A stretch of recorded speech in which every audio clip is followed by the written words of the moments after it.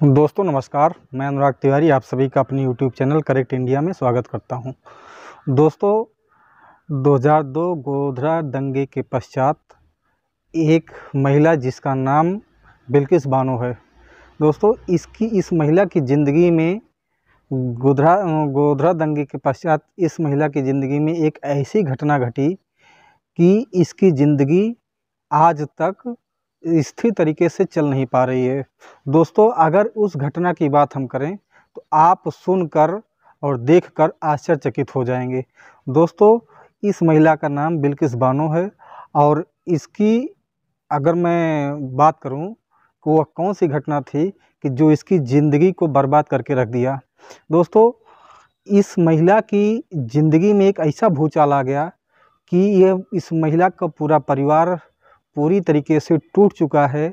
मैं यूँ कहूँ कि इसका परिवार ख़त्म हो चुका है।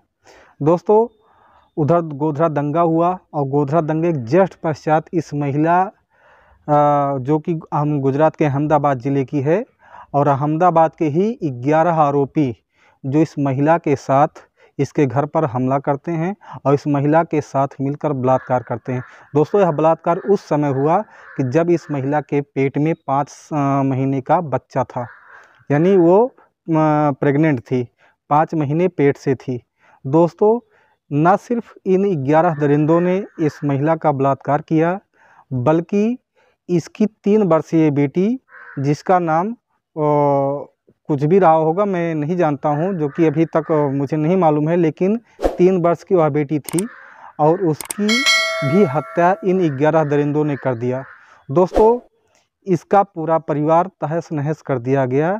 इसके परिवार में मात्र यह महिला जिसका नाम बिल्किस बानो है, जिसके साथ जघन्य अपराध हुआ और इसका एक पति और इसकी जो बेटी थी वो तो मर गई, ठीक ना। दोस्तों ये चीज़ें अगर मैं आपसे कहूँ तो इसका पूरा परिवार तहस नहस हो गया। दोस्तों मामला सीबीआई के पास गया, सीबीआई के संरक्षण में सारी कार्रवाई हुई। अगर हम बात करें इसके घटना की तो यह मामला पूरी ईमानदारी से गुजरात में हो ही नहीं पाती, जिसके तहत केंद्र सरकार ने इस मामले को जो है महाराष्ट्र में ट्रांसफ़र कर दिया। सीबीआई इस मामले की खुली तरीके से जांच की, ईमानदारी से जांच की और उन 11 दोषियों को सुप्रीम कोर्ट ने बलात्कार के मामले में और हत्या के मामले में जेल भेज दिया। दोस्तों आज जहां भारत आज़ादी के 75वें महोत्सव मना रहा है, खुशी मना रहा है, और जिस दिन 15 अगस्त के दिन यानी जो 4 दिन पहले था 15 अगस्त, जब प्रधानमंत्री मोदी जी लाल किले की प्राचीर से लोगों को संबोधित कर रहे थे, तो इधर वो लोगों को संबोधित कर रहे थे, उधर गोधरा जेल से उन 11 दरिंदों की रिहाई का प्रक्रिया चल रही थी, यानी वो 11 दरिंदे जेल से छूट रहे थे। दोस्तों जब 11 दरिंदे छूटे तब उनको लोगों ने मिठाई खिलाकर अभिवादन किया और इस अभिवादन से मतलब इस तरीके का अभिवादन किया गया जैसे 11 दरिंदे हत्या बलात्कार के मामले से छूटकर नहीं आए हैं, बल्कि किसी बड़ी लड़ाई को जिसे कोई जंग जीत कर आए हैं, जैसे इंडिया और चाइना या इंडिया पाकिस्तान का जंग रहा हो। दोस्तों अगर हम इस लोकतंत्र की बात करें या इस कानून की बात करें तो मुझे लगता है कि अब वह कानून कहीं न कहीं धन बल के बदौलत हर किसी बंदे पे पूरी तरीके से बराबर प्रक्रिया से नहीं चल पा रही है।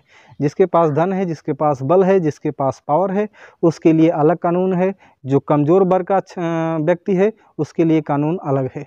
तो बलात्कार के बाद वो 11 दरिंदे जेल गए और आज लगभग 20 वर्ष बाद वो बाहर आए। यानी अगर हम कहें 15 अगस्त 1947 को जब भारत आज़ाद हुआ था, तब उस समय उन 11 दरिंदों की आज़ादी नहीं हुई थी। उन्हें असली आज़ादी 15 अगस्त 2022 को मिली है कि जब प्रधानमंत्री जी के संबोधन के समय उन लोगों की रिहाई हो गई। दोस्तों कहा यह जा रहा है कि उन लोगों का जो मतलब रिहाई हुई है उनको अच्छे आचरण के तहत हुई है, जबकि दोस्तों पीएमओ और एचएमओ यानी गृह मंत्रालय और प्रधानमंत्री के कार्यालय से एक नियम, एक कानून यह भी बना है कि अगर कोई भी व्यक्ति जो जघन्य अपराध या हत्या या बलात्कार में संलिप्त है, यदि उसे कोर्ट ने आजीवन कारावास की सज़ा दे दिया है तो उसे आजीवन कारावास पूरा मतलब पूरा जीवन जो है आजीवन उसको पूरा मतलब जेल में रहना पड़ेगा। यही नियम है। यह नहीं कि 14 वर्ष बाद जो है बाहर छूट के आ जाए। लेकिन हालांकि दोस्तों एक नियम यह भी है कि अगर व्यक्ति 14 वर्ष तक मतलब जेल में रहता है तो वह 14 वर्ष के बाद जो है आप मतलब दया याचिका की अपील कर सकता है। दोस्तों वह व्यक्ति जिसका नाम बिल्किस बानो, मैं जिसकी बात कर रहा हूँ, वह व्यक्ति के दरिंदे यानी 20 वर्ष के बाद आज छूट के बाहर आ गए हैं और उनका जो है लोगों में इतना मतलब भव्य स्वागत किया जा रहा है कि जिसे देखकर आज हमारी मानवता पूरी तरीके से शर्मसार हो रही है। यहाँ दोस्तों बात हिंदू महिला की नहीं है या बात मुस्लिम महिला की नहीं है। यहाँ हर उस महिला के साथ अगर इसी दरिंदगी होती है, चाहे वह किसी भी जात, किसी भी समुदाय या किसी भी धर्म की हो, तो उसके साथ जो इस तरीके का बर्ताव करने वाले हैं, मेरे हिसाब से कि उसे पूरा जीवन यहाँ तक कि फांसी दे देनी चाहिए। दोस्तों वह दिन भी नहीं भूलना चाहिए कि जब निर्भया कांड हुआ था तो यही पूरा देश और मनमोहन सिंह की सरकार थी, ये जनता जाके लाल किले के सामने या हम कहें इंडिया गेट के सामने जो है भव्य धरना प्रदर्शन कर रही थी। पूरी सरकार हिल गई थी। लेकिन आज मीडिया जगत में, देश में या कहीं किसी बड़े मतलब स्तर पे इसकी चर्चा नहीं हो पा रही है और जिससे मैं आज पूरी तरीके से बिल्कुल खामोश हूँ कि यह कैसा दिन आ गया है इस लोकतंत्र का कि आपके सामने ऐसी घटनाएं घटित हो रही हैं, ऐसे दरिंदे उत्पन्न हो रहे हैं और लोग उस पर उंगलियां भी नहीं उठा रहे हैं। मतलब अब जबान तक उनकी बंद हो गई है और जबान नहीं खोल पा रहे हैं। दोस्तों आज बिल्किस बानो जब 11 दरिंदे छूट के आए तो मीडिया उनका संबोधन लेना चाहिए, उनसे बात करना चाहिए। तो बिल्किस बानो ने एक शब्द कहा कि आप मुझे छोड़ दीजिए, अकेला छोड़ दीजिए। जब मीडिया वाले ने बताया कि आपके जो 11 आरोपी हैं वो जेल से बाहर आ गए हैं तो बिल्किस बानो को मतलब उनको समझ में ही नहीं आया, उनको विश्वास ही नहीं हुआ। वो जाके तत्काल अपना टीवी खोलती हैं। टीवी पे जब न्यूज़ देखा तब वो पूरी तरीके से सुन्न हो गई, आवाक हो गई। तब आके उन्होंने मीडिया से बोला आज मुझे आप अकेले छोड़ दीजिए। दोस्तों यही बिल्किस बानो हैं। आज अपने दर्द भरे अंदाज में वो एक पत्र जो है प्रधानमंत्री जी को लिखा है और देश के गुजरात के मुख्यमंत्री जी को लिखा है। वह पत्र भी आप पढ़िए और मैं आपको पढ़ के सुनाता हूँ।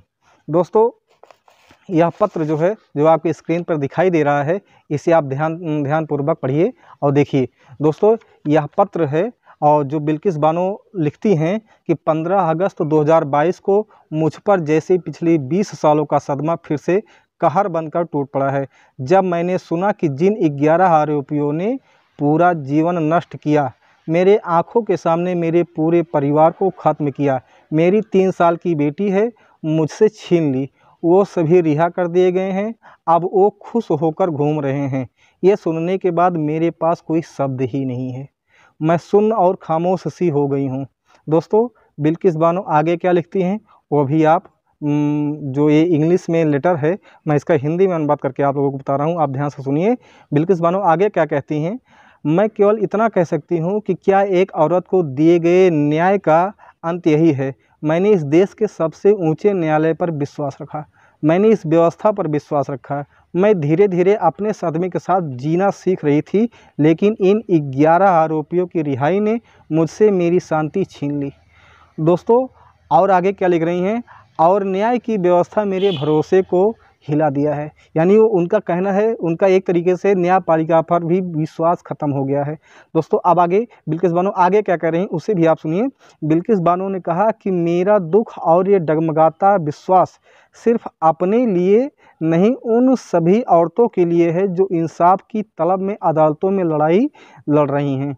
मुझे इन आरोपियों को रिहा करने की इतने बड़े और अन्यायपूर्ण फैसले से पहले किसी ने मुझसे नहीं पूछा, किसी ने मेरी सुरक्षा और बहाली के बारे में नहीं सोचा। मैं गुजरात सरकार से अपील करती हूँ कि इस हानिकारक फैसले को वापस ले और शांति से निडर होकर मेरे जीवन का अधिकार मुझसे वापस लौटाए। जो कि दोस्तों बिल्कुल सही बात है। आज 11 दरिंदे फिर छूट के आए हैं। बिल्किस बानो उसी स्थान पे हैं, यानी गुजरात के अहमदाबाद में। क्या पता है कि वो 11 दरिंदे कल उनके जीवन के लिए फिर घातक ना बन जाए, इस बात की गारंटी क्या है। और दोस्तों अगर आप में भी क्योंकि मीडिया तो बिल्कुल बोलने वाली नहीं है, सरकार भी वैसी है। लेकिन अगर आप इस वीडियो को देख रहे हैं, अब आपके अंदर थोड़ा सा भी दिल है तो आप बिल्कुल इस मामले में आवाज़ उठाएं। यह मत देखिए कि यह मामला किसी महिला या किसी मतलब मुस्लिम संप्रदाय की है या हिंदू संप्रदाय की। बिल्कुल न्याय होना चाहिए, कानून सबके लिए बराबर होना चाहिए। और दोस्तों, इस घटना पर आज कांग्रेस पार्टी के मुख्य प्रवक्ता अगर हम कहें तो, जिसका नाम पवन खेड़ा जी, जो कांग्रेस पार्टी के राष्ट्रीय प्रवक्ता हैं, वो क्या कह रहे हैं, आप उनका भी ये वीडियो देखिए। अमृत महोत्सव के दिन 15 अगस्त को गुजरात सरकार ने बलात्कार और हत्या के 11 अभियुक्तों को अभयदान दिया, उनको रेमिशन दी, उनकी जल्दी रिहाई करने का आदेश दिया। नए सवाल और कुछ नए तथ्य सामने आए हैं। तथ्य नंबर 1, गुजरात सरकार ये दावा करती है कि यह रिहाई माननीय सर्वोच्च न्यायालय के आदेश पर हुई है, जबकि सच यह है सर्वोच्च न्यायालय ने गुजरात सरकार को 3 महीने के अंदर निर्णय लेने के लिए आदेश दिया था। क्या निर्णय होगा, इसमें सर्वोच्च न्यायालय ने कोई टिप्पणी नहीं की थी, कोई हस्तक्षेप नहीं किया था। तो यह निर्णय पूरी तरह से कार्यपालिका का निर्णय है, न्यायपालिका का नहीं है। नंबर 2, किसी भी अपराध जिसमें केंद्रीय एजेंसी ने जांच की हो, इस प्रकरण में सीबीआई ने जांच की थी, उसमें राज्य सरकार सीआरपीसी की 345 सेक्शन 345 ऑफ सीआरपीसी के तहत राज्य सरकार अकेले निर्णय नहीं ले सकती, उसको केंद्र सरकार की सहमति से ही निर्णय लेना होगा। हम प्रधानमंत्री और गृह मंत्री से जानना चाहते हैं, क्या आपकी सहमति थी कि इन 11 अभियुक्तों को, बलात्कार के अभियुक्तों को, हत्या के अभियुक्तों को जल्दी रिहाई दी जाए और माफी दी जाए? और अगर नहीं थी तो हम यह जानना चाहते हैं कि आप गुजरात की अपनी भाजपा सरकार के खिलाफ क्या कानूनी कार्रवाई करने जा रहे हैं।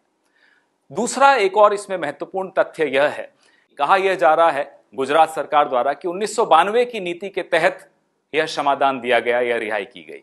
सच यह है कि 8 मई 2013 को 1992 की यह नीति समाप्त कर दी गई थी, गुजरात सरकार के एक शासनादेश द्वारा समाप्त की गई थी। उस वक्त गुजरात के मुख्यमंत्री नरेंद्र मोदी स्वयं थे। तो ऐसी नीति जो है ही नहीं, उसके तहत आप किसी को माफी कैसे दे सकते हैं, किसी की रिहाई कैसे कर सकते हैं? वो झूठ है, यह अपने आप में एक गैर कानूनी बात है।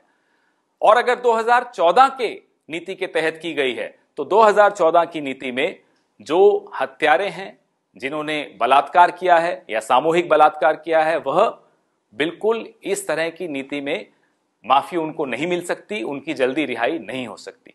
ये तमाम सवाल हैं जिनका जवाब नरेंद्र मोदी जी को और अमित शाह, दोनों गुजरात के हैं, दोनों को सामने आकर इनके जवाब दें। तो आप इस वीडियो को देखने के बाद अब मैं आपसे कहना चाहता हूं कि आपके भी सीने में दिल है, आप इस मामले में आवाज़ उठाएं, अपनी अपनी आवाज़ उठाएं, और उठाने लायक भी है। कारण है कि कोई भी महिला हो, अगर उस महिला के साथ इतनी दरिंदगी से उसके साथ व्यवहार किया जाता है, और 11 दरिंदे जिस तरीके से छोड़कर बाहर आए हैं, उनके लिए फिर एक आवाज़ उठाइए कि किसी भी तरीके से उनको फिर पूरे जीवन के लिए अंदर किया जाए, यानी सलाखों के अंदर किया जाए। तभी इस सच्चाई में सच्ची तरीके से न्यायपालिका की जीत होगी और न्यायपालिका में लोगों का विश्वास बढ़ेगा। और जब तक वो दरिंदे बाहर रहेंगे, समझ लीजिए कि उस औरत का, जिसका नाम बिल्किस बानो है, उस औरत की ज़िंदगी घुट घुट कर जिएगी। इसलिए मैं आप लोगों से विनम्र निवेदन करता हूं कि आप लोग इस मामले में आवाज़ उठाएं, और उससे पहले आप मेरी इस वीडियो को लाइक करें, शेयर करें और सब्सक्राइब करें।